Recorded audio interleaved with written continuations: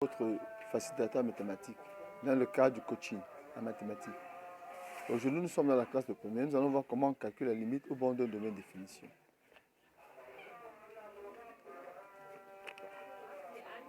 Voilà ce qui nous a été donné au tableau. On donne la fonction f de x égale à 2x moins 5 de calculer la limite au bord de son df. Or, la fonction peut encore s'écrire sous la forme 2x moins 5 sur moins x plus 3. Elle est définie si moins x plus 3 est différent de 0. Donc ça veut dire que moins x différent de moins 3 et x différent de 3. Donc on va écrire domaine de définition égale à R moins 3.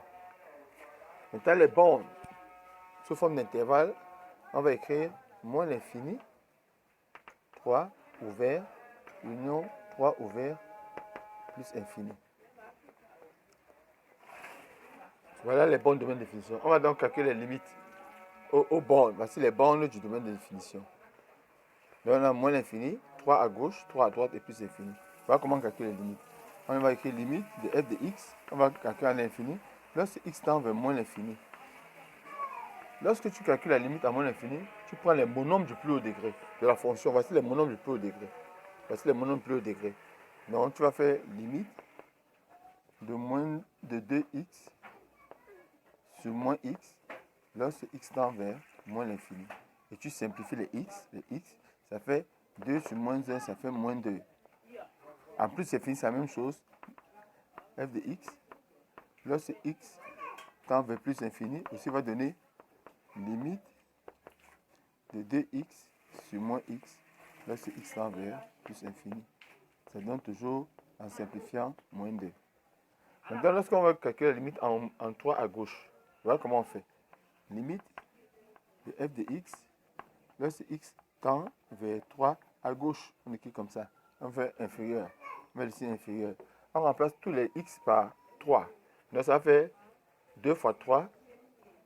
2 fois 3 moins 5 sur 3 moins 3. Donc ça fait 6 moins 5, ça fait 1 sur 0.